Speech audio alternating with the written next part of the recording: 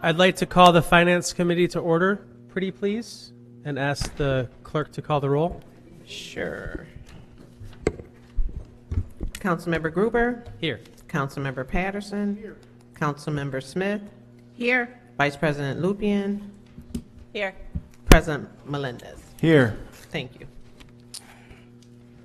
Okay, we're going to start with introduction number 387, authorizing an agreement to administer a public murals program, and there is a action requested to amend, so I will first ask for a motion to amend.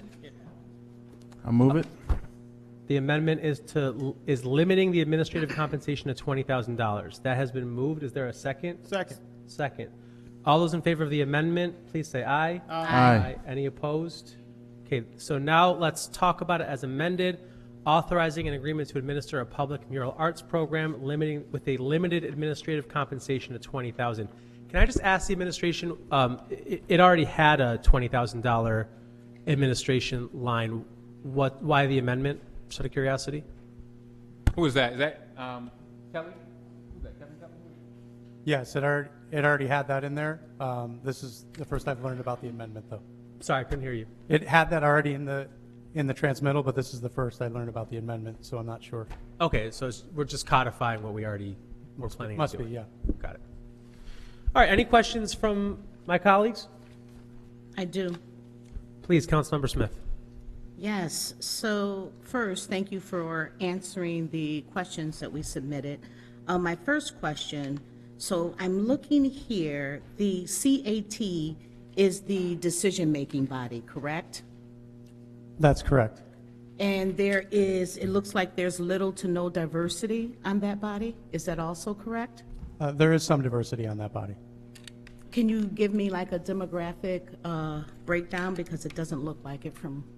I believe it's 2 or 3 folks. I'd have to double check. 2 or 3 folks that are Black or Hispanic. Out of 12?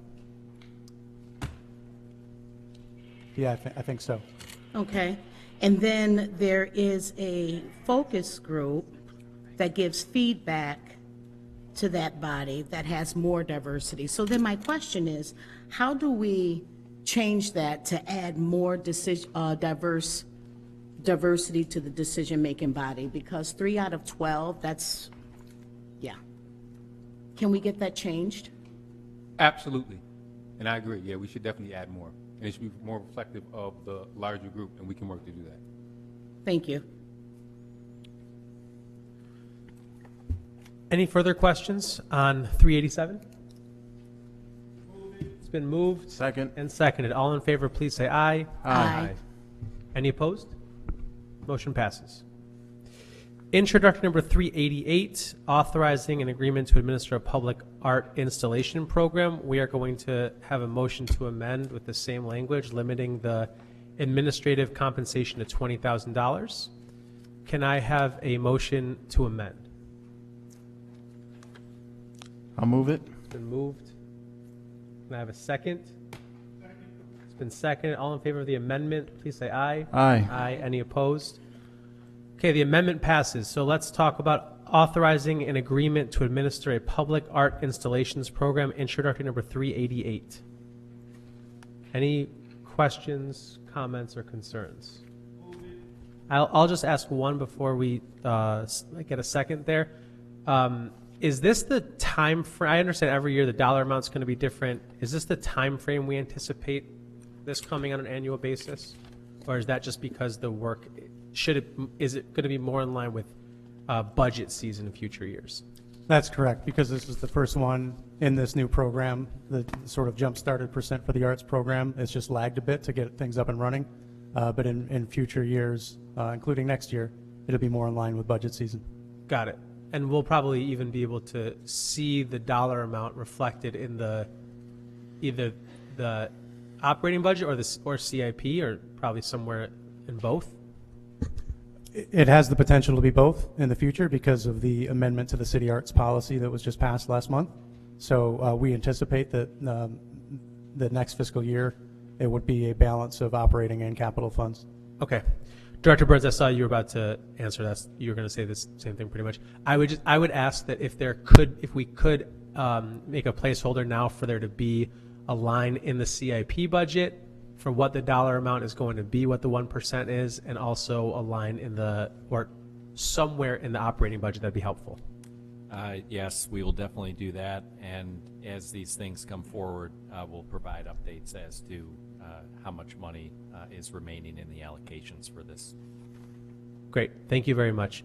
Okay, so we had 388 moved. Can I get a second? Second. All in favor, please say aye. Aye. Aye. Any opposed? Motion passes. Introductory number 389, amending the municipal code with respect to the senior citizens tax exemption. Any questions, comments, or concerns? Councilmember Harris has a question. I have a question. Thank you very much, Councilmember Gruber. I believe this was asked and answered, but I just couldn't remember what the answer was in our agenda review. The age that was determined for this legislation, is that federally mandated, or is that something that we can adjust like we do with some of the housing-related legislation? It's 65. New York State. New York State, okay. Thank you. Any further questions? Okay, I'll take a motion. I'm sorry, I do have a question on that. I Please. apologize. Yep. For that income limit, does that also include dividend payments from investments? Thank you. Thank you. Any further questions? Okay, can I have a motion to, can I have someone to move it, please?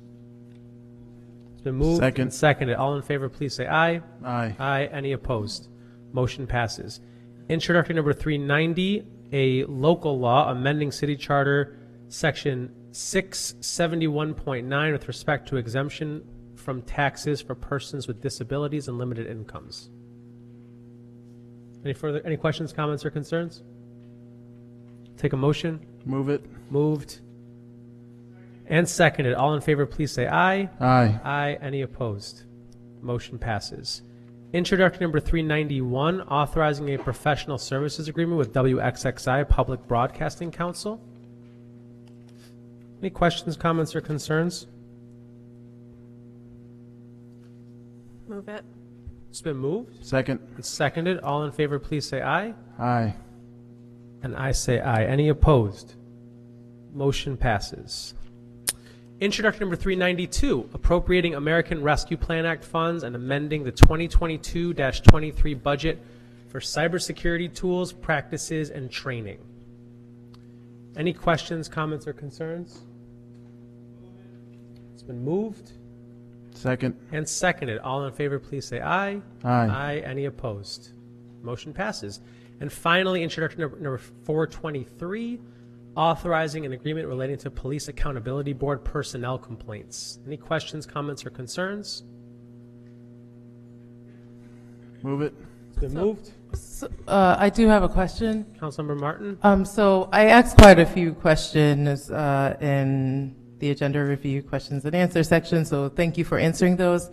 But with this service being for the administration, part of the administration's work, as you explained, why doesn't the administration then pay for it, since it sounds like the firm will not only be looking into personnel matters into PAB, but possibly other things for the administration? I'm struggling to understand why it's coming out of the PAB's budget if it's for the administration's This work, is essentially. absolutely not for the administration. That's not what Well, was... I don't know if there are other dollars that you might be using, folks, for anything else, but we would not be doing this had we not, if my staff is not being inundated with every other day complaints from the PAB.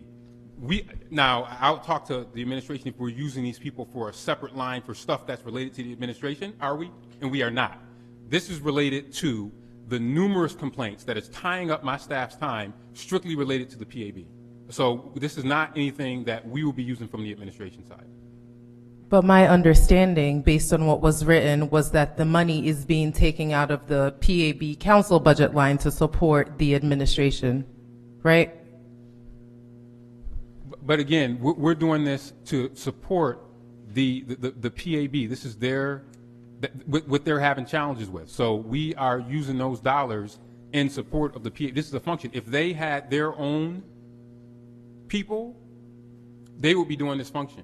So this is adding to the administration's workload, and I also don't think that it's appropriate for the administration to be weighing in on these internal PAB matters. So it needs to be a separate, and we're doing that as a service to them. Yeah, exactly. So I agree with that. So in that case, since it's coming from the PAB council budget line, council should be the one, selecting which attorney is going to do this work on behalf of the PAB. But remember, they're advising administrative division, which is HR. Remember, their PAB is coming to HR for these systems. And again, this is the unique function of the PAB. It's the charter isn't clear. They're a quasi government unit. So we're doing this on that. And if I remember, one of the outcomes of an executive session was that the paying for this would come for the PAB because all of this is related to the PAB. So that's why it's coming from the PAB. Which I support having that additional support, but my issue is with the administration choosing an attorney to do this work, one that is already involved in providing services to a board on behalf of the city. It just seems so complicated, and one of the things I brought up and asked is that we find an attorney that's not already involved in work on behalf of the city to give HR advice to the PAB. We want to treat it as a separate entity is what I'm hearing. So in my mind, we all agree that they need additional support. Why do we stick with the same attorney and not have the funds and council choose which attorney? Well, I can't speak to that. All I can say is that we're taking our direction from council on this. I mean, I haven't heard from a majority of council that they have an issue with this. And remember, they're just looking at claims. It's not litigation or anything like that from what I understand, right? Councilmember Martin, as I said in the answers I put in, although I'm happy to talk about it more, this is not as a lawyer for the board.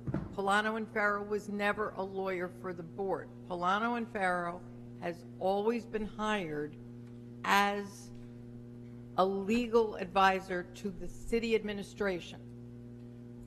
It's just this time they're being hired as a legal advisor to the HR department of the city administration as opposed to a law. That's the only reason you're even seeing this, because it had to, in the interest of transparency, we're doing it as a separate contract because budgetarily we shouldn't bury those bills in a different contract. But this is providing legal advice to the administration, which is why the administration is choosing who they feel comfortable giving them legal advice. As corporation counsel, it's my job to advise as to what is ethical, and I have no question that there is no conflict here. Every person, every complaint that they will investigate for HR, it can be confirmed to you by Dr. Nichols, they have run a conflict check to make sure they do not have any conflict in dealing with a complaint by that particular employee. And they will do that for everyone they get. If there is a conflict, we'd get somebody different for that. But this is serving as an advisor to the administration, just a different branch of the administration. So it's really essentially an extension of their existing contract. Yeah. And I hear you. The only thing I would add, you mentioned that they aren't representing anyone in any legal case. But they're not representing, excuse me, I just said they're not representing the board. They are, as part of representing the city, representing one now former board member in just one isolated case, and they would not take on anything that was in conflict with that. But the complaints that are coming in now, because that person has been off the board for a considerable period of time, are not involving that person or those issues. And given that we were in a public session, that's about as far as I can go. Absolutely, I understand that. But yeah, and exactly what you described is my concern, truly. Having the firm representing a board member in a complaint, and this is all public information, in a complaint from staff, also being the same firm advising staff about HR concerns. I'm just thinking of a way to do it that does look transparent to the public, that does look like we are trying to listen to the staff and prioritize their needs and make sure that there's no distrust in this process, which we're seeing is happening. So, thank you. Hear your concerns. from my perspective as legal counsel to the city and to the city council at this point, I have no concerns about the ethics or about a conflict. Okay, I'm ready to take this forward to a vote. Can I get a motion, please, on 423? So moved Second. and seconded. All in favor, please say aye. Aye. Any opposed? Motion passes. And that concludes the work of the Finance Committee. Thanks, everyone. Good afternoon. At this time, I call the Neighborhood and Business Development Committee to order, and I ask the clerk to call the roll. Councilmember Patterson. Here. Councilmember Harris. Here. Councilmember Smith. Here. Vice President Lupien. Here. President Melendez. Here. Thank you. Introductory number 393, authorizing the sale of real estate. Questions, comments, or concerns? Yes. Councilmember? Thank you. Regarding the Holly Ave and Gurney Street, have we already discussed with them concerning any increase in traffic, and will there be an increase in large truck traffic on Lexington Avenue? So I'll take that one. Not at this time, in terms of any increase in traffic. That would all be decided, and we went back and forth with zoning on this, council member. They would have to, all we're doing is turning over the property to them at that time.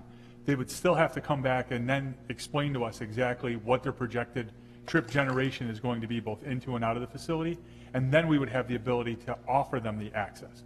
In other words, in and of itself, just having those stub roads is not going to create it. They can't do anything until we tell them. We're just giving them the land. But for them to put any type of an access to the property, they have to come back through zoning. So effectively what we did was, I think, a very good case in point, which was, we said, first off, you're not dumping all your trucks in the city, period. We'll just hold up the abandonments, even though the real part of us being able to monitor and enforce this will be when you come and ask us for access. But we've set the tone by saying, you're not going to, Greece isn't going to get the bulk of the economic benefit, and we're going to get all the negative externalities of truck traffic and the like. So when they come, they're going to have to come through zoning for that. And it was, I will say, to Commissioner Miller's credit, we had a great collaboration between our permits division as well as the zoning division. So we really hashed it out to say, at this point in time, we can allow for the abandonments, but they still got to come back to us if they want to start putting traffic into what were stub roads that we're giving them now. So there's no access there at this point. Okay, thank you. Hopefully that alleviates or assuages any concerns. The Northwest District will keep its eye on it. Thank you. We'll help you keep your eye on it. I know you will. Thank you. Any other questions or concerns? Seeing none, I need a motion and a second. Move it. Second. Moved and seconded, and now we vote. All in favor of introductory 393, please say aye. Aye. All opposed, please say nay. Introductory passes. Introductory number 394, authorizing the sale of real estate on Hartford Street. Questions, comments, or concerns?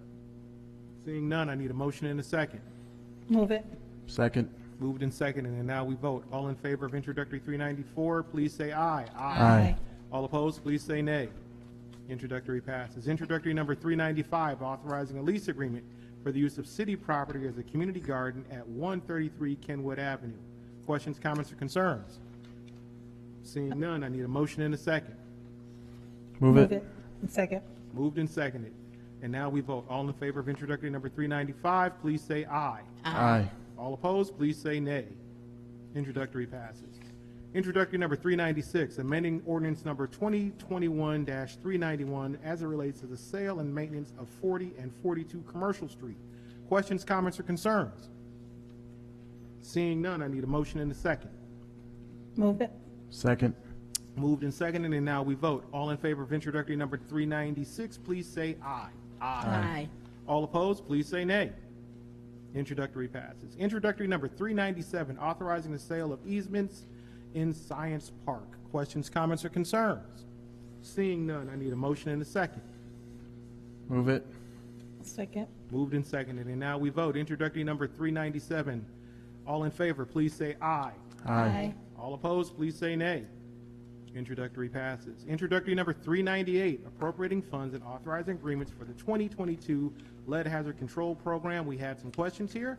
Do we have any other questions, comments, or concerns? Other than this is a great program and thanks for the money, federal government. Move it. Second. Moved and seconded. And now we vote. All in favor, please say aye. Aye. Aye. All opposed, please say nay. Introductory passes. Introductory number 399, authorizing the mandatory agreement related to the Buy the Block program. Questions, comments, concerns? I see we had some questions. Do we have any additional questions? Councilmember Gruber. Thanks. So I would imagine this is a very difficult project to think through budget on as costs continue to shift and probably be sky high across the board. This is a fairly small amendment, 350, something like that, if I recall. I don't have it right in front of me, but I think 350. Mayor Evans, Commissioner Miller, what are your thoughts on, do you expect this to have to come back periodically? Are prices locked in for not just this year, but for future years? What should we be thinking here? Great question. Commissioner Miller, you want to take that? As you know, prices keep going up and up and up. Yes, thank you, Mayor. Councilmember Gruber, the amendment for this is not really related to the cost of the construction. It's related to the fact that there is only a certain amount that is eligible to be covered on homes that are of a certain size. So this $350,000 is just to make sure that funding gap for 2-bedroom single-family homes can be covered. So I don't anticipate this coming back. We do have a builder who's already building the first 6 of these homes and is under contract for the remaining 18.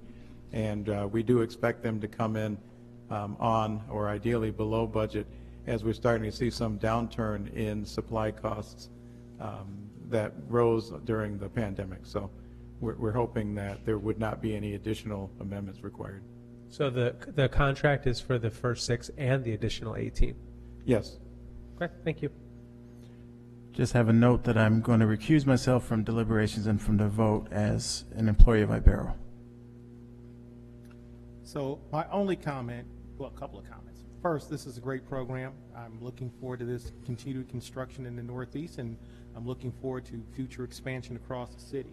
My only hope is that as we go forward with the additional units, that we can explore additional funding to utilize passive house elements, thereby lowering the long-term cost of use for those properties, especially their utility costs as it relates to heating and air conditioning. But that's a question, that's a conversation we'll continue to have, Mr. Mayor and Commissioner. Yes, thank you, Councilmember Patterson. We know that you have had a long-standing interest in finding ways to not only decrease the cost of construction, but the cost of the ongoing occupation. So we are always looking for ways to do that. Thank you. Thank you, sir. So at this time, with there being Question. I'm sorry. Well, Mary got there first. So Go ahead. Vice President. I also have a long-standing issue with this. You may recall putting this much of a public subsidy into one house that one family gets the benefit of.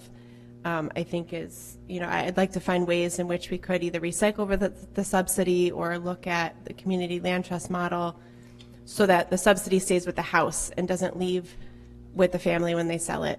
It's an incredible amount of money to put in to benefit just one family per house. It's an opinion. Am I next? Yep. Thank you. My issue is, let's say the Durand, which has 3 bedrooms, for construction costs of $392,000. I find that astronomically high.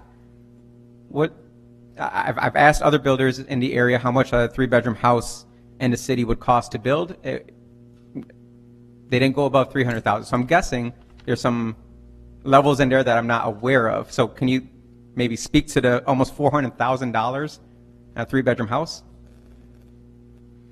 Thank you, Councilmember Pio. We did go and actually bid this out. So at the time that we did the bidding and with the increases in materials costs, these are the numbers that we had. We certainly can take another look at this and see if any of these are going to be lower, but we are working with these numbers right now. If the labor costs or the materials costs reduce, then we will not be spending this much on the houses. We will spend what it takes to actually construct them. And I'm sure you know too the challenge and I obviously I always have the same concerns as well. But one of the challenges is that regardless of where the house is built, the the cost is pretty much the same. So if that house was built in the 19th Ward or in the Northeast or in Victor, it's the same cost regardless. So I think that is a challenge. Is there maybe some red tape in there that is causing a little bit of increase in pay, or is it maybe because I don't know. Maybe I have to look into it a little bit more to see.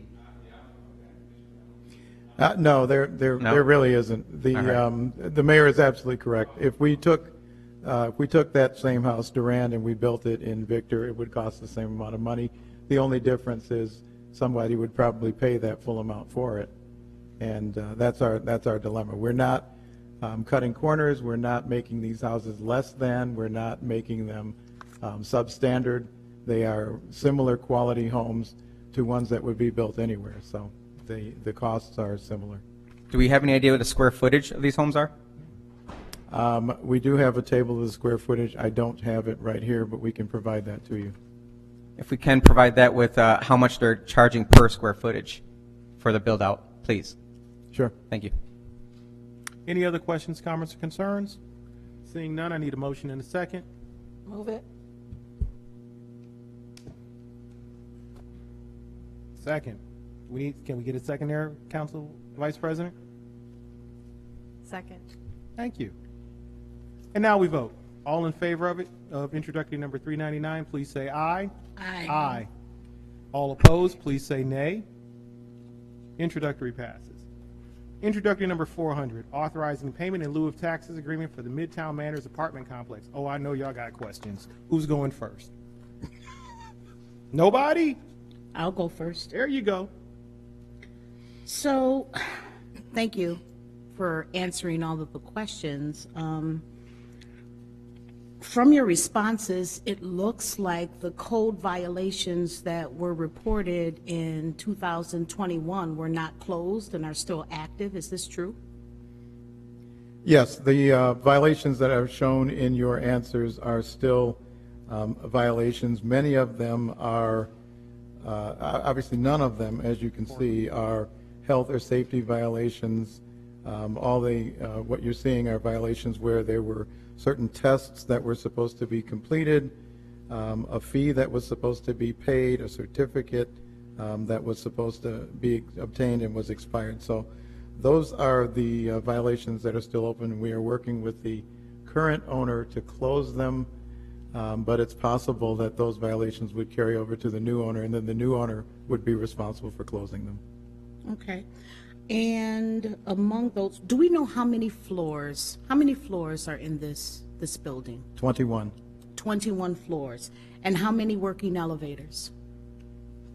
I don't know the number of elevators, but From what I understand and from what I've heard at Speak to Council sessions, most times there's one elevator. I think that is a health and safety violation. And what about, has there been any reported code violations in 2022? there is one, as you can see, one nuisance case that was opened in 2022 that was not related to any building issue. It was related to a firearms violation that was near the building. So that was charged to the building, but it's not a building code violation. Okay.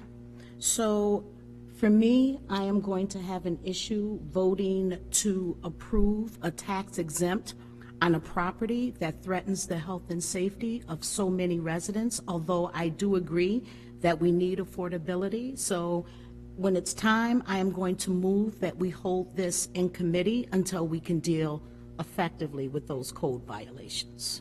Okay. We do have representatives here from the purchaser. If Lisa, do you have any answers I've about got the some. elevators? Or? Before we get there, I've just got some questions. Okay, I'm sorry. Go ahead. Okay. Councilmember. So all of the current code violations are the responsibility of the current owner. Is that correct? That is correct, yes. All right. So this is a regulated property as part of a regulatory agreement. And when does that regulatory agreement expire? 2025. Okay. So at the end of that regulatory agreement, is it true that this property is then open to be market rate? Yes, if it is not purchased with affordability commitments, and the new purchaser is committing to the affordability which would extend beyond the 2025 date. If this new purchaser does not purchase the building, then the existing owner could transition this to market rate housing. Okay. And so the potential new owner, which is asking for this pilot agreement, is doing this with the express purpose of maintaining affordability. Is that correct? Yes, that is correct. Okay. If they're here and they can address some of the issues that Councilmember Smith had, I think that would be wonderful. Okay. Lisa, if you... I can, but I don't know that that is going to satisfy me, because I do not want to do things, especially with the housing conditions in the middle of a housing crisis. I do not trust doing this in good faith. I think we need to do the action first, and then we can move forward with the tax exempt. That is my position. I stand firm on it, but I'm certainly excited to hear what you have to say. There we go. Lisa Caseman, Conifer Realty, Senior Vice President at Conifer. Mr. Patterson's correct. We have a purchase and sale agreement with the existing owner to purchase the property. We are an affordable housing developer, and we developed Park Square next adjacent to Midtown Manor. When we redeveloped Park Square, it was really apparent to us that if we did not look at Midtown Manor, it would stay in its current state. So at that time, we reached out to the seller and asked if he would be willing to make a sale. We are aware of the elevator and aware that it's a code violation. I think Mr. Miller is correct. That will transfer to Conifer upon sale. We need a pilot in order to finance the sale, and that's why we're here today. So we would, fix the elevator and any code violations upon being the owner, but we do not have privy to do that right now. And Mr. Patterson is also correct that we would be extending, right now the current owner is under an affordability agreement at 80% AMI or below. We would extend that through another regulatory agreement with the city and the state, because the state requires that as well. So there would be a new affordability agreement on the property at the time of the purchase. How long would affordability extend out with the new agreement? I'm sorry, sir? How long would the affordability requirements extend out with the new agreement? It's 30 years. I have a question. I had the opportunity to have a conversation with you, and I was really impressed with your commitment to affordability. And if you could speak to that a little bit, from what I remember, the affordability is at 80%, and that might be readjusted. Yep. It's a little lower, and you've applied for some vouchers. Yep, Project-based housing. Yep. So we right now it's 80% of the area median income in terms of the current regulatory agreement.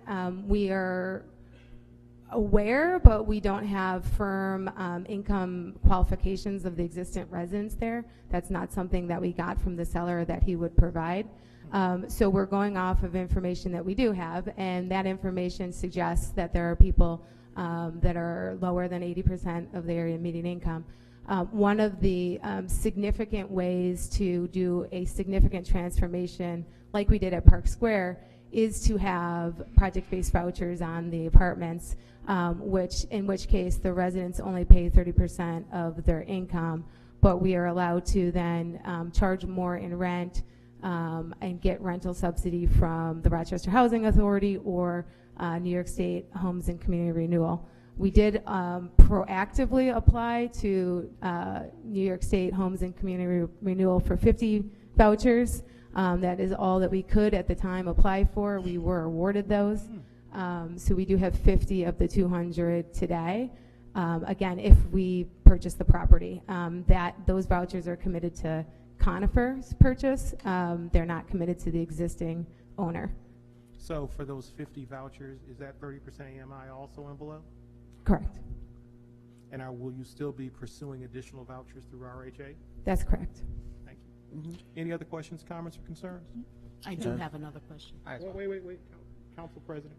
So in our council answers, it was noted that, while we didn't have accurate data necessarily from the current owner, roughly 126 units out of the 200 were at or below 30% AMI.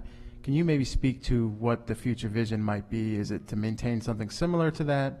Is it to adjust in any way, just so we have a sense of what the affordability will look like? Yeah, that's a great question. So again, we don't have the income qualifications to know if that's true or not.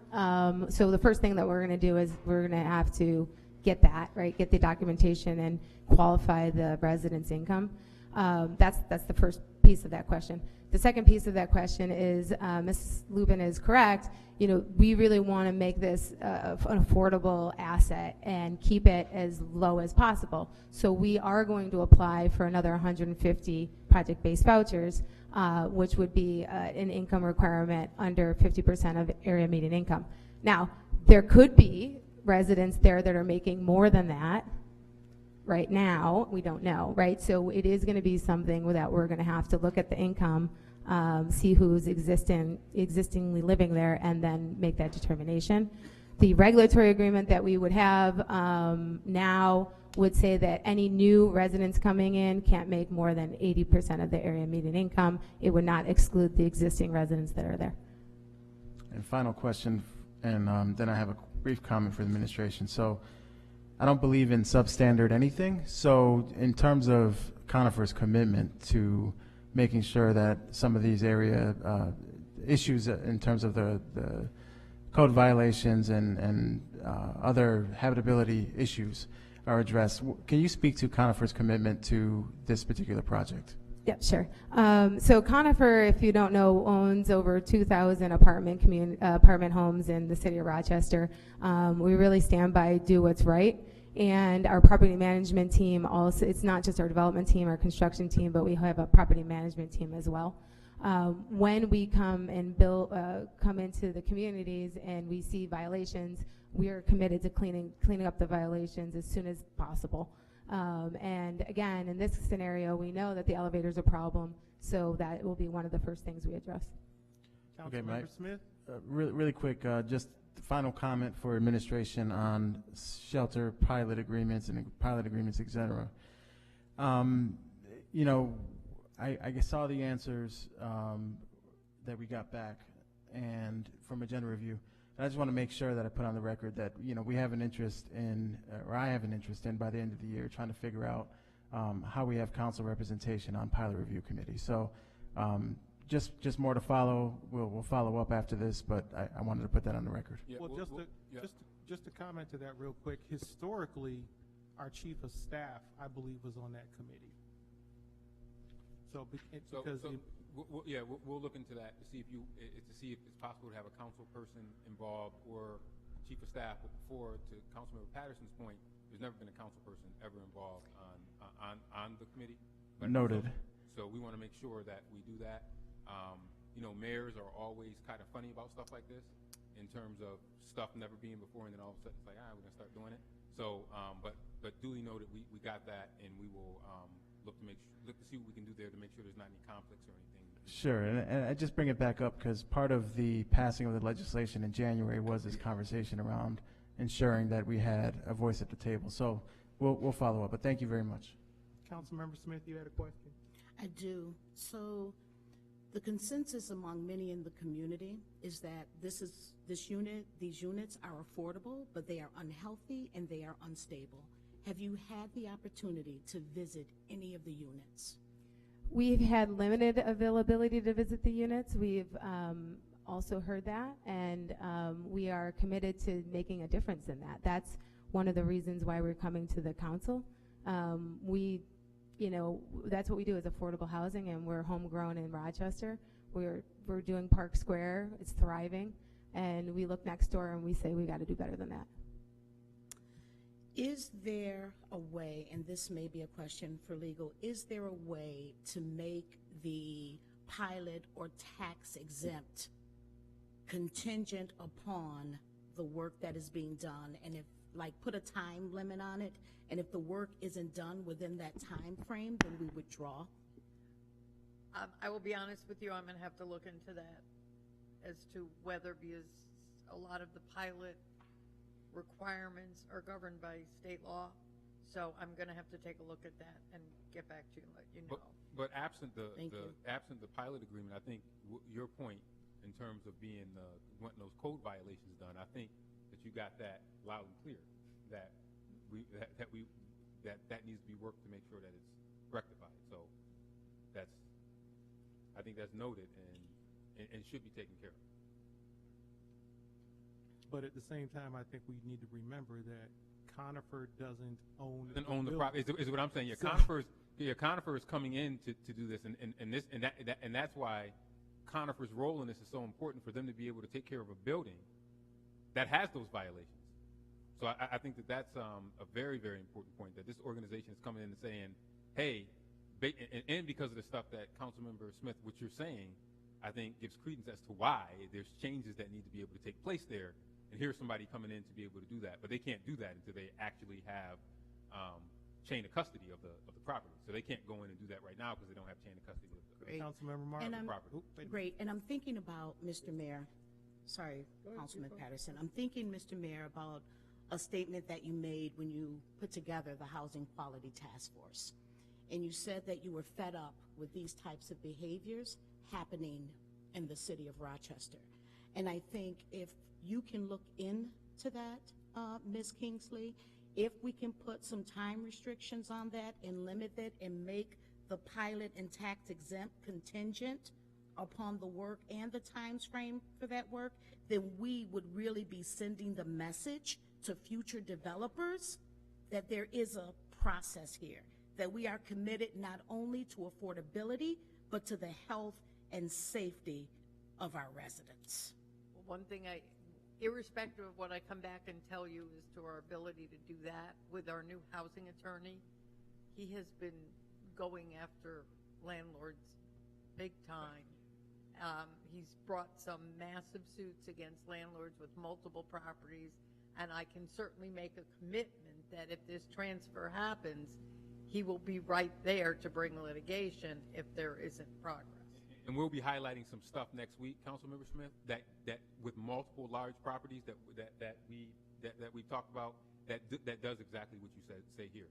But I don't want to beat Conifer up yet because they don't have the property yet. So I don't want to, we got to get them later if they don't do what we hope in terms of that, which I think that they will. But yeah, that point is taken, and I stand by what I said earlier in that task force. Like I said it from the seat. It wouldn't happen anywhere else. It wouldn't happen in Pittsburgh, so we're not going to have it happen in Rochester. And it's going to take some time, but we're going to keep at it in terms of code and violations and making sure that health and safety is not a challenge for our residents. Councilmember Martin. Yeah, I have a question about timing. You are still considering whether Conifer would purchase this property, but you are applying for the pilot program prior to purchasing the property. So help me understand why it wasn't done after and why it's being asked to be done now. That's a really, really good question. So we have a contract that expires December 16th. In order to finance the long-term affordability, but also the short-term loan to purchase the property, we need the pilot in order to take out the loan, to do that debt service on the loan. So if we don't get the pilot, one of our conditions in the purchase and sale agreement is canceling the agreement. Just briefly explain explain that delta in dollars and why that's so important, because I don't know if everybody gets that. Okay, great question too. If we have a pilot, it's $200,000. Without a pilot, it's $400,000 a year. So that is less money that we can take out on a permanent mortgage to support the renovations that we plan to do. Any other including in a short term, the elevator, and when we take over the property. Any other questions, comments, or concerns on this item? Yes, real quick. Councilmember Thank Dio. you. It says it needs to be done before December 16th, knowing New York State, knowing attorneys, knowing everything you have to go through. Even if we were to agree to this, you would have 30 days to close with Thanksgiving in the middle of that. Is that possible? Yep. Okay. We are working. I mean, we are moving forward as if we got the approval, and if we don't, then we will stop it. All right, I need to know your attorneys, please. Councilmember Martin, anything? All right, seeing no other questions or comments, Council Vice President, yes. So just my understanding, Kim, you're, Councilmember Smith, you were looking for there to be some, to know if there's the ability to put some guardrails on giving the pilot. That is correct. Okay. And you're going to get back to her about that?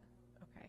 So I'm supportive of the project, but I'm also supportive of understanding if we can put those restrictions on pilots. So I am supportive, but I'm going to vote no today, just to see if we can hold it in committee to get that answer.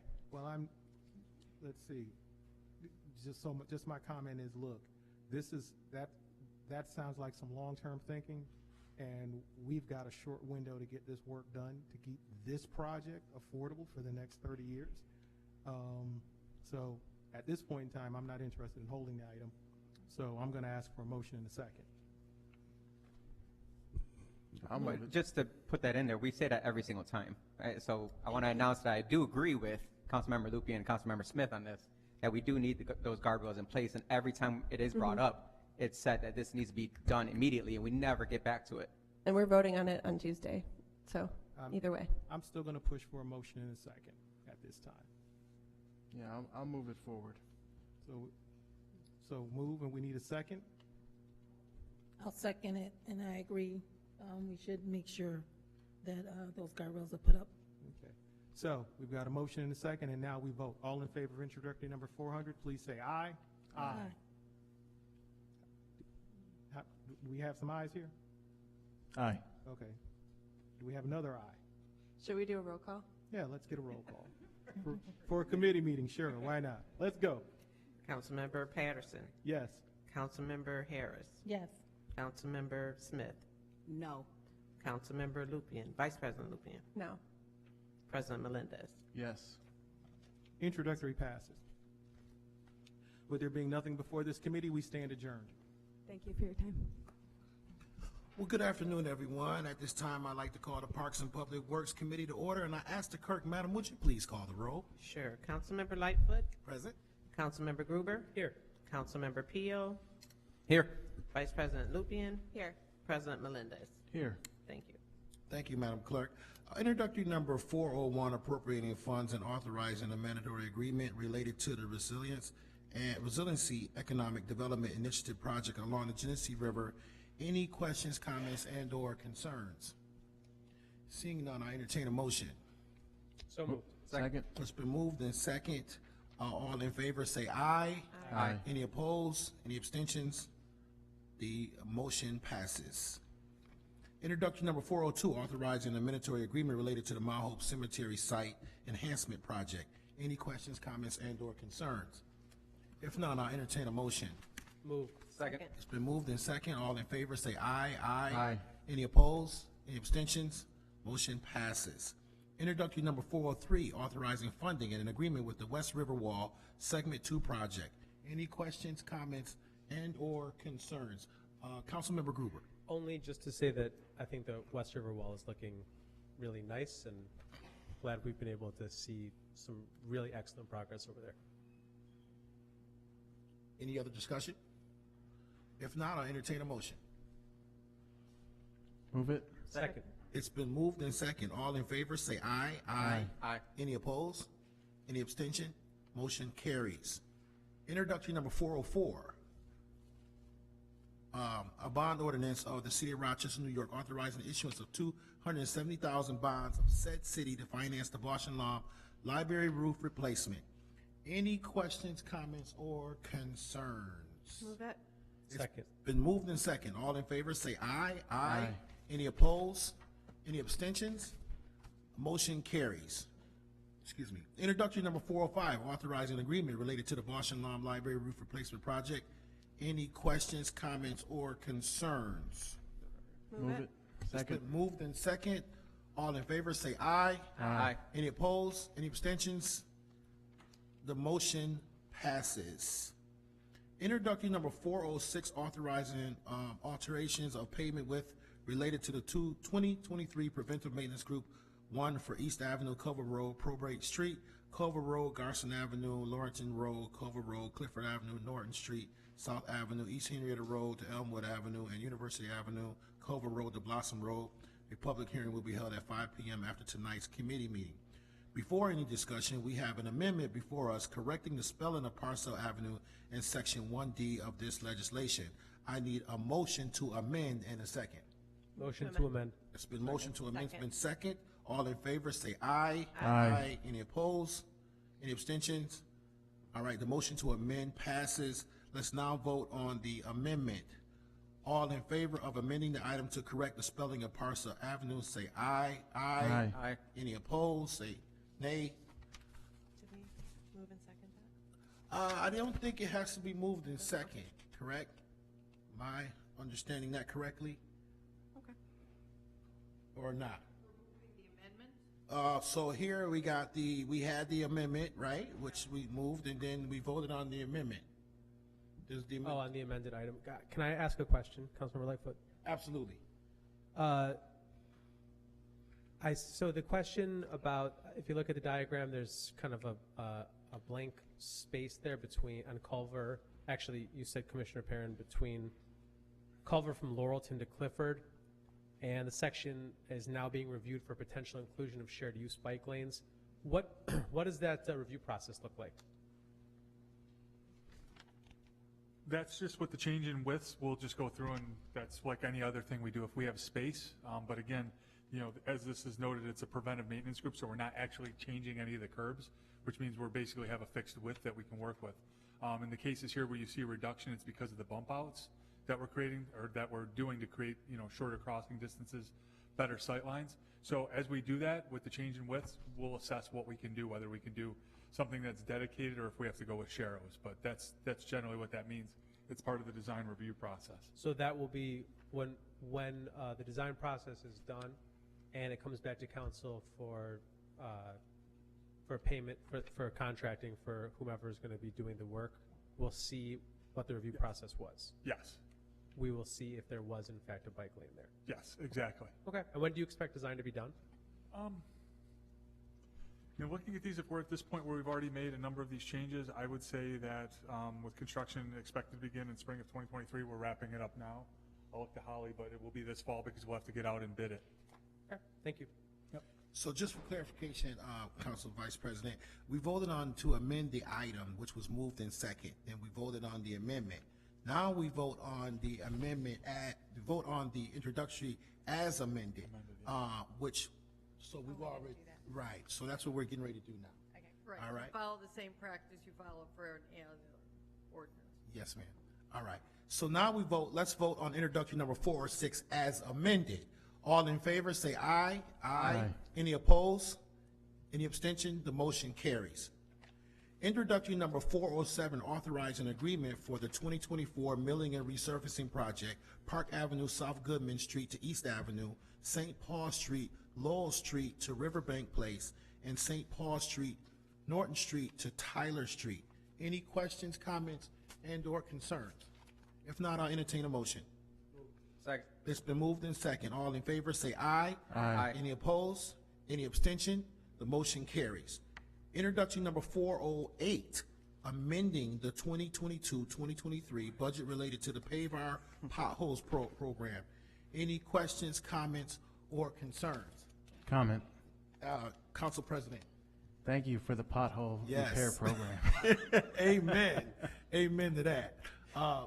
Believe it or not, I'm sure my colleagues would agree. We receive a lot of concerns and about potholes in this city, and I appreciate the administration and the work that they do. That Dig Once policy that we put out, I think has been helpful, and we appreciate this. I'm sure, and our citizens appreciate this as much more as well. And I think also when it concerning potholes, I think it also would be advantageous to put out the information.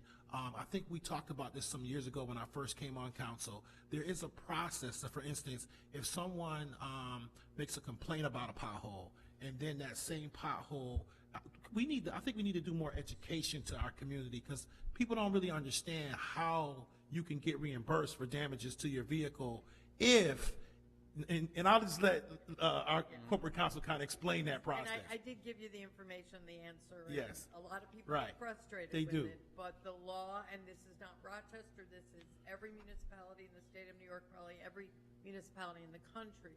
There has to be prior written notice Right. to the entity that that municipality designates for the notice of that specific pothole and a reasonable opportunity to correct, which courts have interpreted to mean as long as you put it into your pothole correction schedule, that's reasonable. You don't have to run out that day and correct it.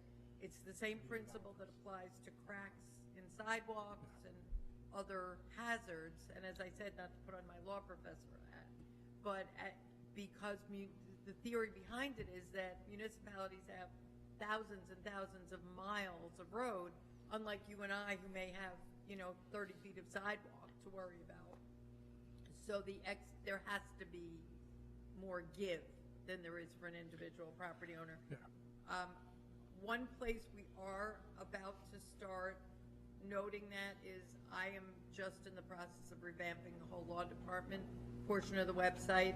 There is going to be a frequently asked questions section on notices of claim, and the notice of claim information will be in Spanish and in English, and a section explaining all the notice of defect provisions. Not to make people like them more, but at least people understand. And since Councilman Harris will be next, since we have this total doing of our website, and I appreciate what you're doing in that area, and I would offer for consideration that we make, in that page, create a section where folks can make that written claim. Right? So where do you, that's a barrier in itself. Where do I make a written claim? You're talking about the actual claim for damages or the notice of defect? A notice of defect. Yeah. There needs to be somewhere on our site where people can go to make that written notice, to start that process. That's very user-friendly and easy to do, which gets them to that first step, right? It's what will be I think will be very helpful for our citizens. The notice of claim under state law requires that it be a notarized statement, so the notice of claim has to be filed differently than that. But notice of defect, we can look at what we can do to make it more accessible. Amen. Councilmember Harris. I'd like to also, as for consideration, that the administration, excuse me, during the times where it's high probability potholes will occur, that you do a campaign to, get people to report. The sooner that we can get them to report it, the quicker it can be closed. What I'll do is I'll just start recording me driving down certain streets in the city in the language that I'm using in the back of the car, and that will be part of the campaign. But absolutely. Dr. Gruber. If I may too, I just, chairperson, Sure. I just want to clarify a couple of things, which is the first is that we have a target for all potholes that are reported that we fill them within 48 hours. We're over 90% on doing that. Nice. We're probably higher than 90%, or I would say mid-90s. And that's one of the things that we do it. I also want to make sure that everyone is aware, and this came up with the questions that we got about how long the potholes are fixed. The name of the program is a bit of a misnomer. You're not going to find anything that you put inside an existing pothole that's going to guarantee for 10 years. I joked that I think they came up with the name first and then decided, what they were going to make it eligible for. So we'll still continue to fill potholes as we do with our street maintenance division within the Bureau of Operations.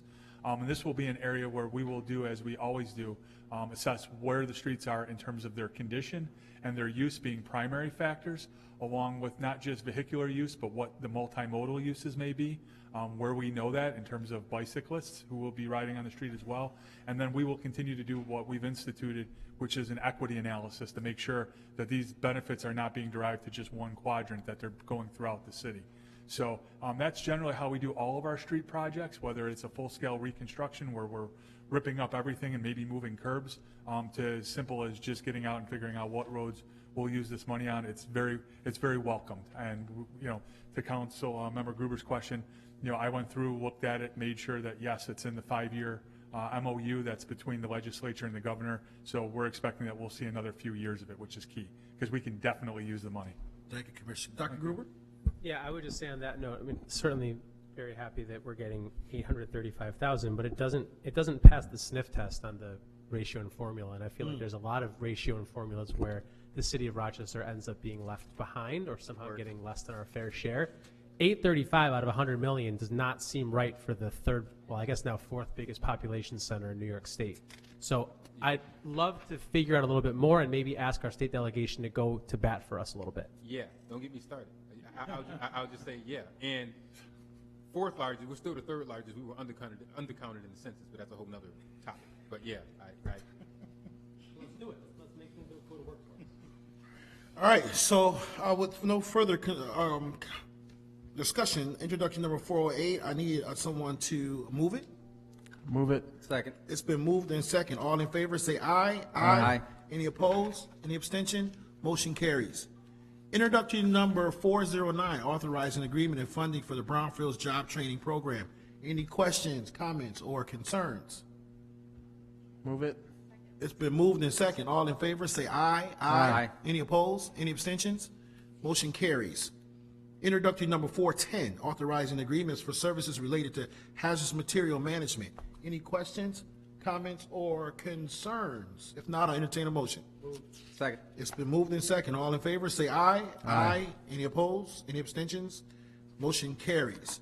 Introductory number 411, amending ordinance number 2022-310 related to smart city application for the city solid waste and recycling vehicles. Any questions, comments, and/or concerns? Second. It's been moved in second. All in favor, say aye. Aye. Any opposed? Any abstentions? Motion carries. With no further business, the Parks and Public Works Committee stands adjourned. Thank you. At this time, I would like to call the Public Safety Committee to order and ask the clerk to call the roll. President Melendez, Here. Vice President Lupian, Here. Councilmember Gruber, Here. Councilmember Harris, Here. Councilmember Lightfoot, Here. Councilmember Martin, Here. Councilmember Patterson, Here. Councilmember Pio, Here. Councilmember Smith. Here. Thank you. So before we conduct business, I just want to wish Director Soretto happy birthday. I won't be singing, but happy birthday. And he's also a veteran, and it's also the birthday of the Marine of the service branch that he was in, I believe. Yes. Happy early Veterans Day to everyone and my council colleagues, Councilmember Lightfoot and Councilmember Pio. With that, we will begin conducting business. So introductory number 412, appropriating funds for the smoke and carbon monoxide detectors installation program. Any questions, comments, or concerns? Move it. Second. It's been moved and seconded. All in favor, say aye. Aye. Any opposed? Motion carries. Introductory number 413, amending the 2022-23 budget relating to the 2022-23 gun-involved violence elimination grant. Any questions, comments, or concerns? Second. It's been moved and seconded. All in favor, say aye. Aye. All opposed, say nay. Nay. No. Can we get a roll call? Roll call vote, please. Councilmember, President Melendez, Yes. Vice President Lupian, No. Councilmember Gruber, Yes. Councilmember Harris, Yes. Councilmember Lightfoot, Yes. Councilmember Martin, No. Councilmember Patterson, Absolutely. Councilmember Pio, Absolutely. Councilmember Smith. Absolutely not. Thank you.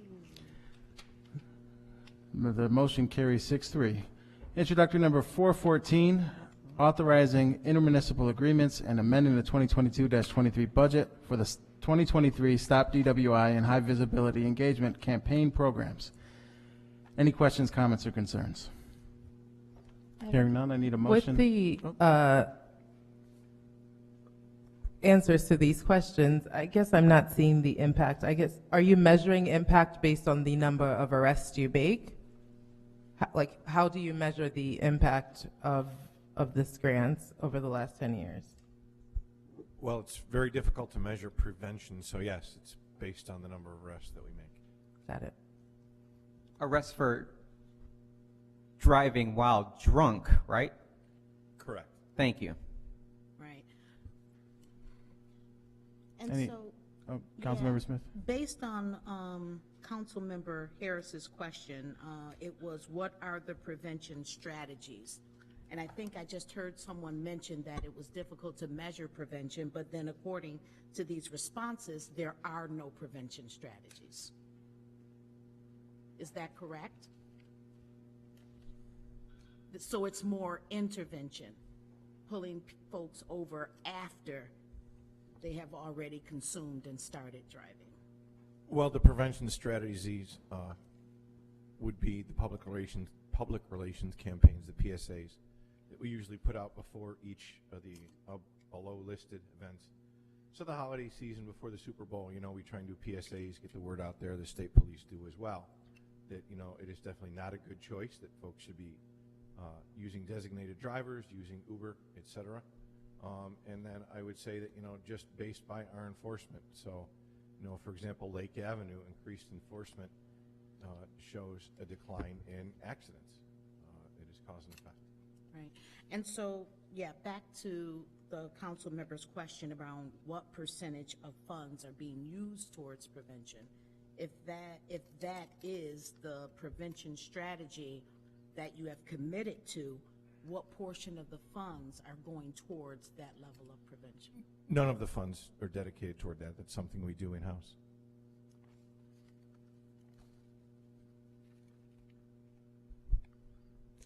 Any additional questions, comments? Yeah. Councilmember Gruber? Chief Smith, can you give a little more clarity on what the guidance is around what is an unsafe amount of cannabis to consume while driving? Because I mean, it is a question that I have with the new laws. I certainly want to make sure that officers are being mindful of people's legal right to have cannabis, but I don't know what the guidance is in terms of driving. So I don't do vehicle stops. I know we have updated training on that. If I could get back to you on that, unless the DCA is something specific. Well, I'm trying to understand. I want to make sure. I want to understand. I want to understand what we are doing to ensure that no one who is on duty, that these high impact weekends, are unnecessarily stopping people for the smell of cannabis, but instead are thinking about it from the perspective of driving impairment. And I want to understand how our PD is doing that, what kind of guidance from the state is offering in light of the new legalization. Okay, so all traffic stops are either precipitated by an officer witnessing a violation or by repeated observations of how the motor vehicle is being operated, which might tend to lead them to believe that the operator is impaired. Now, in previous times, made the stop, and there was the odor of cannabis that was probable cause to remove the operator, so on and so on. That is no longer the case. As far as what the measurable amounts are and what the actual roadside screening procedures are, I can't speak to that. We have specialized training for drug recognition enforcement officers, which is a very, very long school and highly specialized. And in fact, I believe in the RPD we have very few DRE officers. So to make that simple, if we believe the driver is impaired by witnessing erratic behavior, so on, and the officer then believes that it may be as a result of cannabis, the officer would then call a DRE who would be trained to make the determination if it were cannabis or alcohol. But as far as simply detecting the odor of cannabis in the car and then removing the driver and searching the car, it's no longer probable cause. Thank you. Councilmember Harris? I'd like to say thank you for answering my questions in regards to the prevention, and thank you, Councilmember Smith, for bringing it up. I would like to add that if there's any prevention dollars that you will need to support prevention, please let us know. I support that, and I'm sure there are members of council that will as well. So keep up the good work, and thank you. And just a follow-up question to that, are you considering prevention dollars towards this campaign? So it's not just about intervening based on arrests, but actually prevention? Well, what we are working on is not a part of this, but probably as part of next year's budget, is expanding our media footprint beyond just Lieutenant Bella, which would give us the ability to do much more preventative public safety announcements on more things than this. You know, Greg does a great job, but most times he's just responding to things that have occurred. We don't quite have the ability yet to be really putting out preventative messages like we would like to. And I think also these preventative messages also run before, have to go beyond the city. People drive throughout the county, coming from the county drunk into the city, and from the towns doing that. So this is not just a city function. And we keep getting, we're taking on so much that everybody thinks the city has to do everything. I think that we will do our part as it relates to stopping DWI, but this has to be a community-wide effort because it's just not city residents coming to the city and driving drunk. This is a county-wide issue, and we have to make sure that we collaborate with everybody to put out type of campaigns that you talked about. To that point, are we working to collaborate with the county on this, on prevention? I'm sure that would be part of the effort that the chief worked. Yeah, I think. And to be clear, the prevention efforts right now that you have in mind are ad campaigns, billboards. No, are there any other strategies you're thinking through, like free rides for people who are intoxicated? These are all, I think all those things could be under the umbrella to talk about this. I know as it relates to this legislation, this is a, what is this? This is a 9,000, how much of a grant is this? What's the dollar amount of this grant? Not much. No, what's the dollar amount of this grant? I think it's about 19,000. 19,000. Okay, yeah. Yep. So I mean, I think beyond that, absolutely, but it's going to cost a lot more than $19,000. It could cover a lot of Uber rides. Just saying. When was the last time you've been in Uber? On election day, it was half off. It's right. But Not half off every day. I was just the one, and it was crazy. I couldn't believe I'm in New York. $5.97. Now, granted, it was in New York City, but I mean, Yeah. Uber is expensive. But that's another. Councilmember Pio? Thank you. If we are going to put out a bunch of PSAs for DWI, I really want to make sure we are pushing what Councilmember Gruber was discussing about people who are impaired, because it was not that long ago that a police officer on Lake Avenue who was writing up a police report was T-boned by a guy who was high. T-boned. His lights on, flashing, blocked off traffic, everything, and the guy just came, did not see the lights flashing in the middle of the night, T-boned a police officer. So, yes, I'm all about PSAs for impairment, but we as grown-ups also need to understand that we got to do what's right. I mean, we should be held accountable to our own actions. So with that, I'll... And I'm sorry, I just have to say this, and I don't even have time today, but Councilmember Pio, I couldn't agree more, and I have tons more examples like that. Look up Benji Martinez. Look up Shay's uncle. I have so many examples of people who have been affected by this, who we hear from, who call the mayor's office that I have to be on the phone with them to talk to wonder about what are we doing about the person that killed them with a DWI. So it's a balance. I believe that prevention is important, but we also have to make sure we stop people from driving drunk and killing innocent people when they're coming from work and they don't make it home to their family. Thank you. So I entertain a motion and a second on this. I move to adopt. Second. All those in favor say aye. Aye. All opposed say nay. Nay. Roll call. We'll do a roll call. President Melendez? Yes. Vice President Lupien? No. Councilmember Gruber? Yes. Councilmember Harris? Yes. Councilmember Lightfoot? Councilmember Martin? No. Councilmember Patterson? Absolutely. Councilmember Pio? Yes. Councilmember Smith? No. Thank All right, you. motion carries 5-3. Introductory number 415, authorizing grant agreements with the New York State Division of Homeland Security and Emergency Services. Any questions, comments, or concerns? Hearing none, I entertain a motion in a second. Move it. Been moved, seconded. All in favor, please say aye. Aye. All opposed, say nay. No. Nay. Roll call. Roll call. President Melendez? Yes. Vice President Lupien? No. Councilmember Gruber? Councilmember Harris? Yes.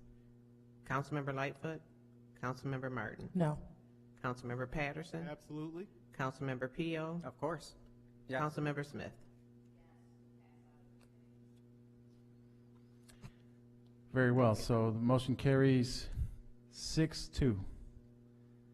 Introductory number 416, authorizing agreements and amending the 2022-23 budget relating to the body-worn camera policy and implementation program. Any questions, comments, or concerns? Councilmember Harris. Thank you to the administration. I'd just like to know if and when would you be considering, or if you are at all considering putting on dash cams on police cars? Chief, do we don't have a time for that. No. At the moment, the current program is looking at, updating the body-worn camera. I believe the vendor is capable of expanding to that. But again, it would not be cheap. Yeah, I would advocate that we do dash cams. I come from, as you all know, I'm a paramedic. I come from the EMS industry, and we have drive cams in all the ambulances, and it's been super helpful, improving, of course, what happens on scene, whether it be accident related or even sometimes patient related. So I would advocate that our city looks at that. Thank you very much, Chief. Any additional questions, comments, concerns? Yes. Can you explain to us what computer vision analysis means? Well, Nick explained it to me and I understood it, but it's probably better if I have Nick explain it to you.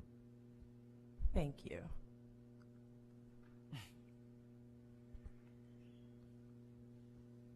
Good afternoon.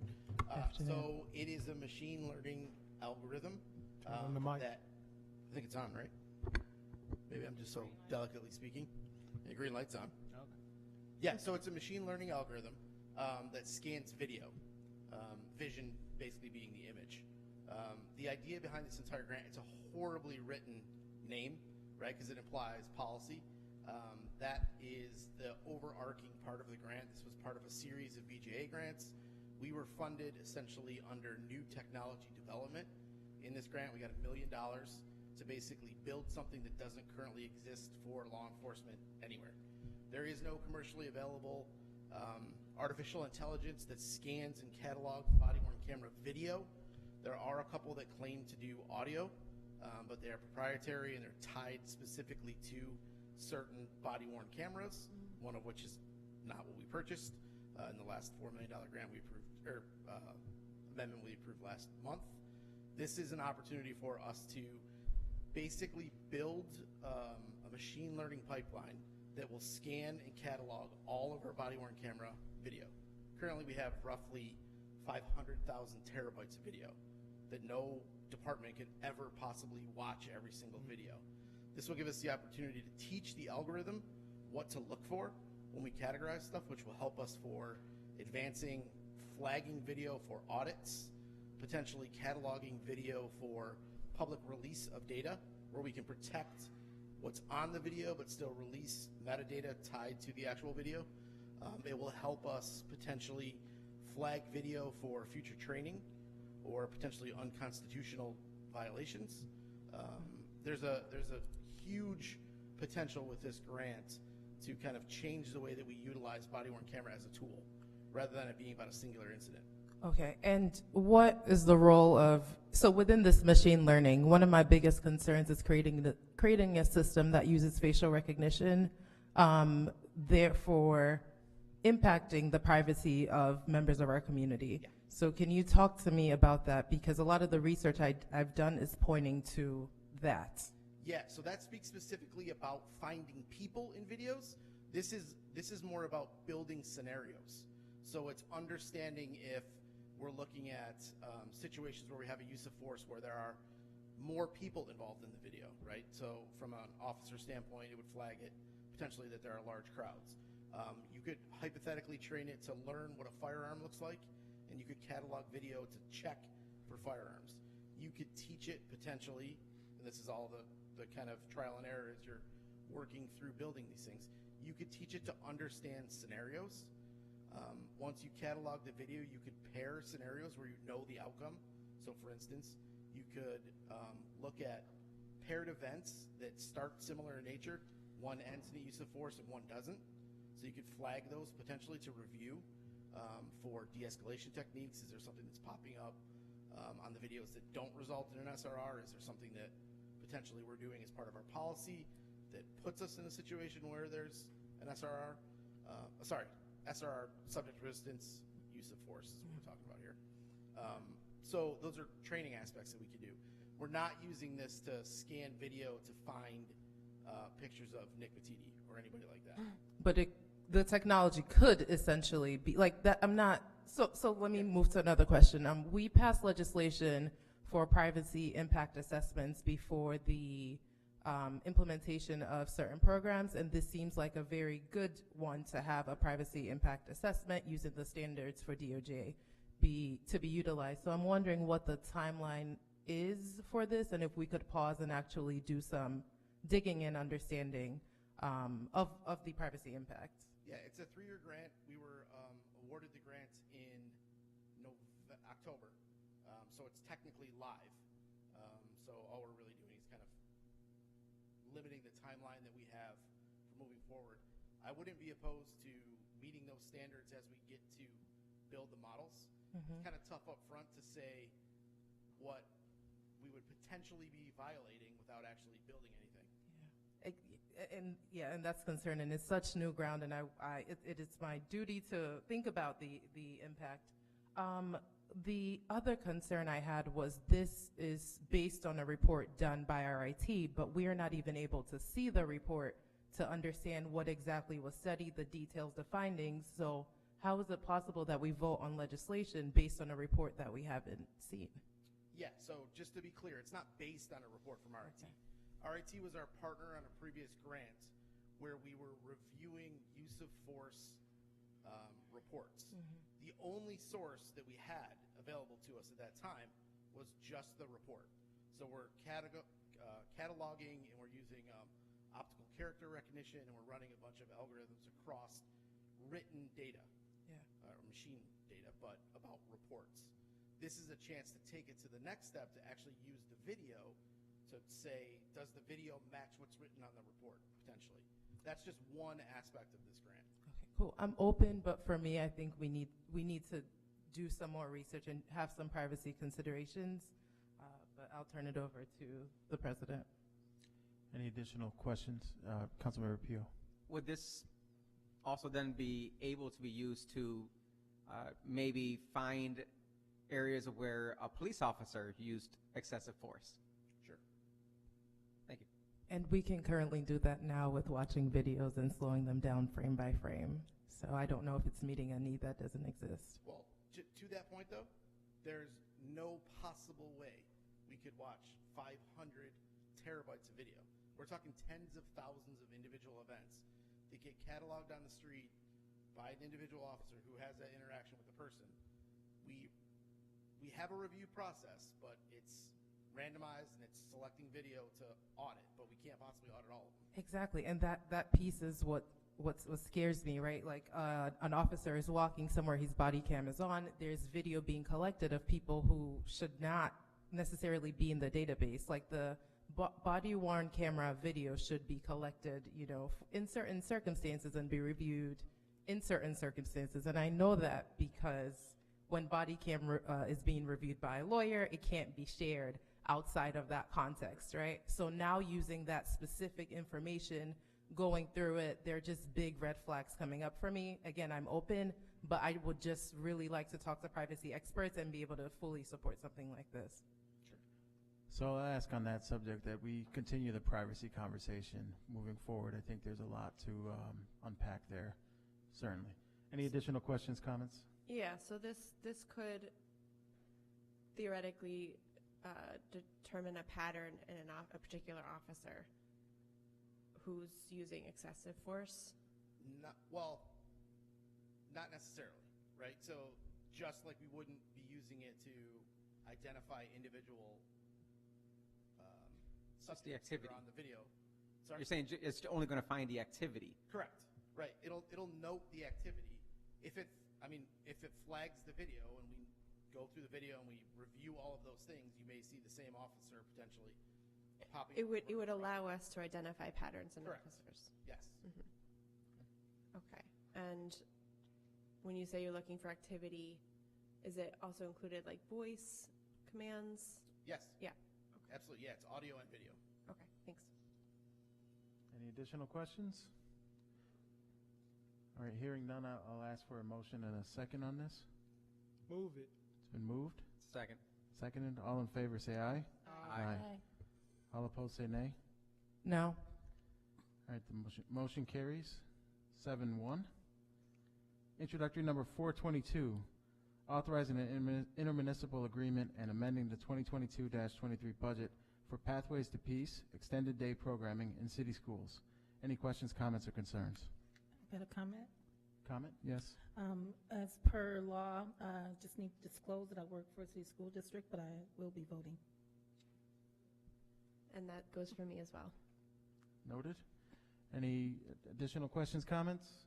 Hearing none, we'll entertain a motion. It's been moved. Seconded. All in favor, say aye. Aye. All opposed, say nay. Nay. Motion carries 7-1.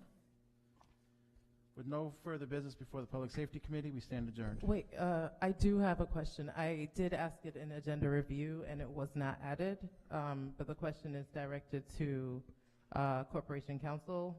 It should have been in the Public Safety section, but it has to do with the timeline of recognition for the PAB union.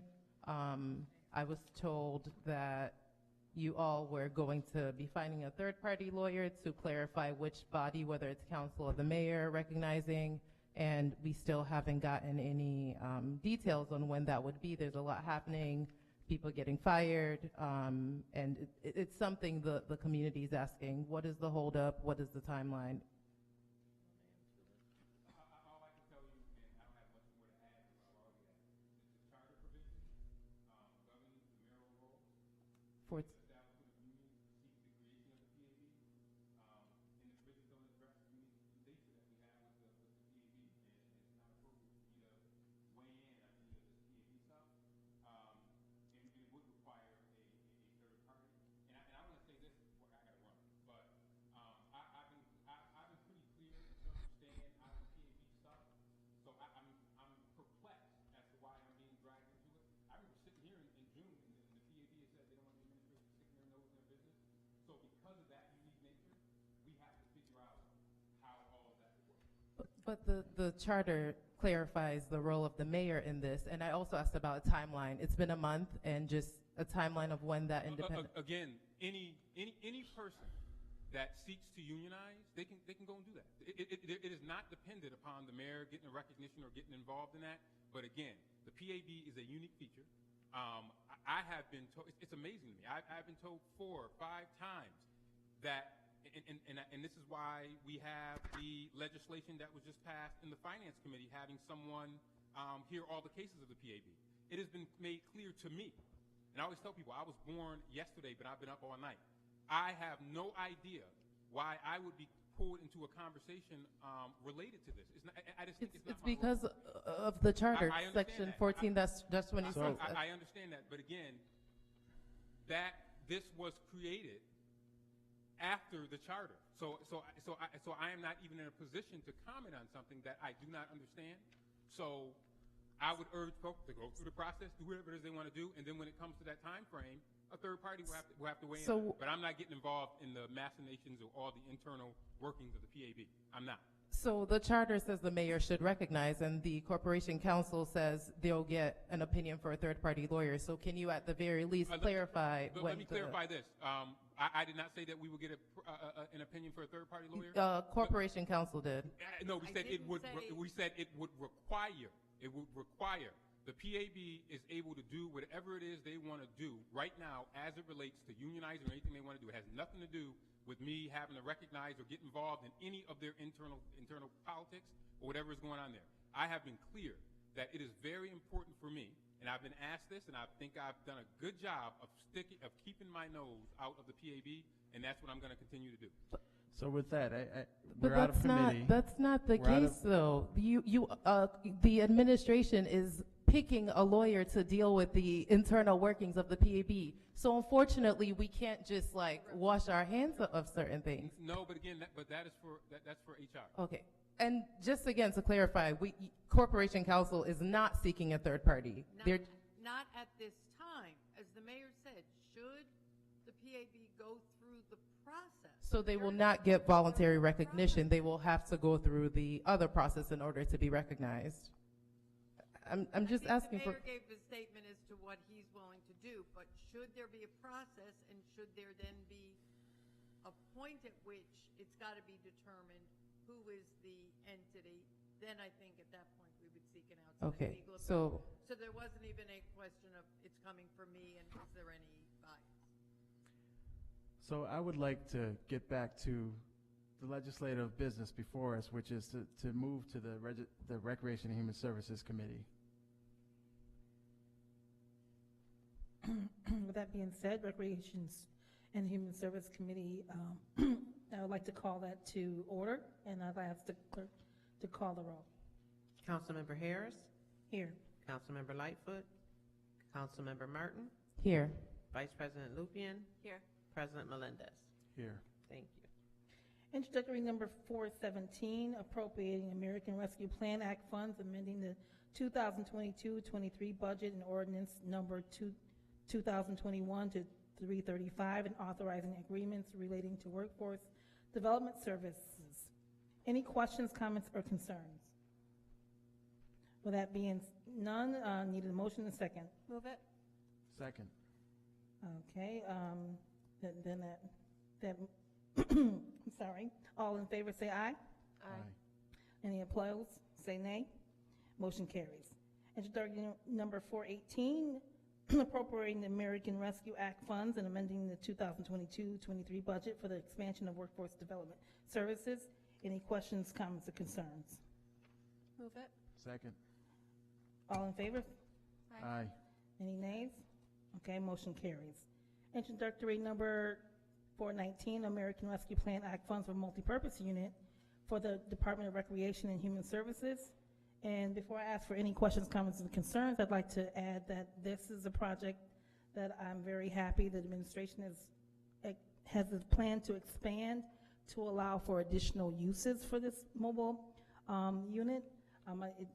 The administration has agreed to allow for pop-up events, employment events, various community events. So this is a unit that I totally agree with the expansion of the services.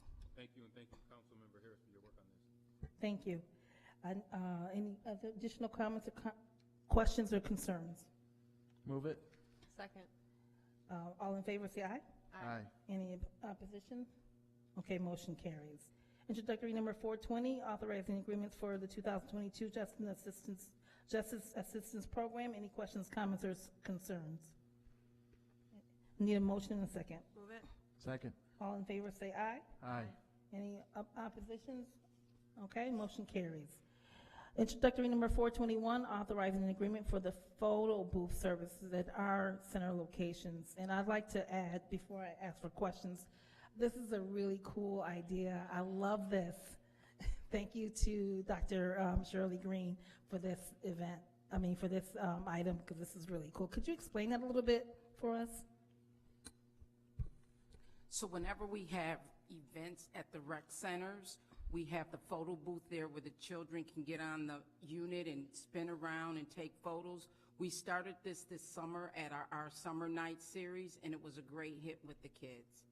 So we're bringing it to rec centers for all of the programs that they have throughout the year. As it should be. Thank you. Any additional questions, comments, or concerns? Need a motion and a second. Move it. Second. All in favor, say aye. Aye. Any opposed? And that motion carries. With no further business, the Recreation and Services Committee stands adjourned.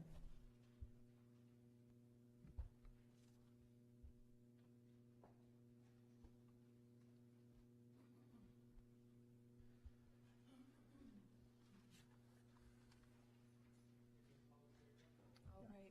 We'll go straight into it. It's only one. We'll take a quick 5-minute break, and then our public hearings will resume at 5:42.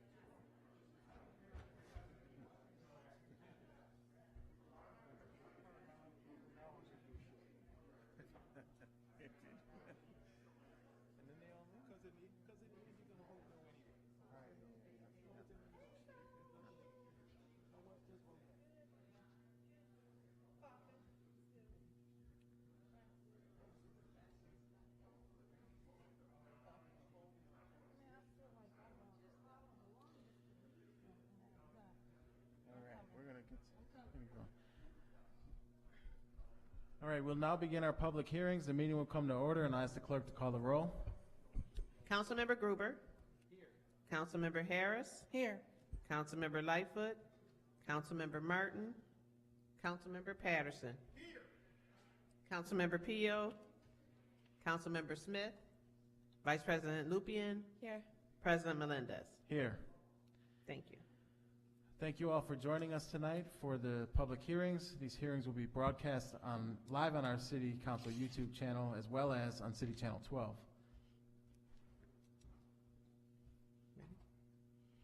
Pursuant to law, public hearing will now be had on the following matter: authorizing the alteration of pavement widths relating to the 2023 preventative maintenance Group 1 for East Avenue, Culver Road to Probert Street, Culver Road, Garrison Avenue to Laurelton Road, Culver Road, Clifford Avenue to Norton, South Avenue, East Henrietta Road to Elmwood Avenue, and University Avenue, Culver Road to Blossom Road, as amended. Introductory number 406, any persons desiring to speak in reference to said matter will now be heard.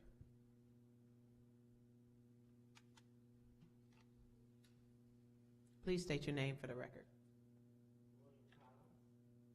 Is that green light on? Is the green light on in the front of the mic? Okay. Thank you. William Collins. Good evening, council members. My name is Bill Collins. I'm a 35-year resident of the Maplewood neighborhood in the city, and I'm also chair of the Advocacy Committee for Reconnect Rochester. I'd like to speak with you today about introductory number 406. The board and the membership of Reconnect appreciates the work of the DES staff in putting multiple pedestrian and cycling amenities into this project. In whole, the project will mostly increase safety for road users. However, users of one segment of this project, the section of University Avenue between Culver Road and East Boulevard, will likely face a more dangerous road. The original design presented to the public called for bike lanes in each direction in this section. However, the latest public presentation changed this design, eliminating the bike lanes and retaining 14 parking spaces for the sole benefit of 6 businesses along the south side of the road. There are no residences without off-street parking in this area. We're talking here about public rights-of-way. In our view, the top priority for use of this street should be for the safe movement of our citizens along this road, not the use of public property to increase revenues for private business owners. The taking away of the bike lane in favor of parking seems especially unnecessary, as all the businesses along this stretch already have existing off-street parking. The on-street parking is merely supplemental. At least 25% of the households in the city don't own a car, and many use bicycles to get around this city. If council wants to keep these citizens safe and to encourage more of our neighbors to cycle to meet our carbon reduction goals, we have to stop prioritizing car amenities and start prioritizing bike, pedestrian, and transit amenities. This street design also contains no transit seating or shelters, by the way. However important carbon reduction is, the top priority of the city government should be the safety of its citizens. The current design of this segment of University encourages vehicles to speed with almost no trees or bushes lining the street. The city should be doing everything in its power to make this street segment safer for its most vulnerable road users. Our lives are literally in your hands. As a reminder, a few years ago, the initial Lake Avenue reconstruction design called for protected bike lanes along a high-speed road. Some Charlotte residents objected in favor of higher vehicle capacity. The design was changed to omit the bike lanes, and then earlier this year, a young city resident, recent School of the Arts graduate, was struck and killed while biking on the same road. We're urging the city not to make the same mistake with this project segment. Thank you.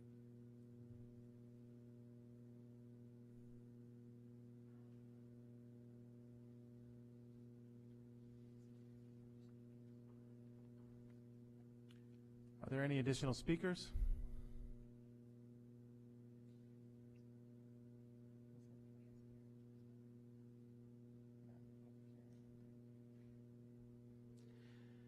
With no further speakers, that hearing stands adjourned. This concludes our public hearings tonight. The legislation for these hearings will be voted on in our City Council meeting on Tuesday, November 15th at 7:30 p.m. here in Council Chambers. That meeting will also be streamed live on our YouTube channel as well as City Channel 12. Thank you, everyone. Have a good night.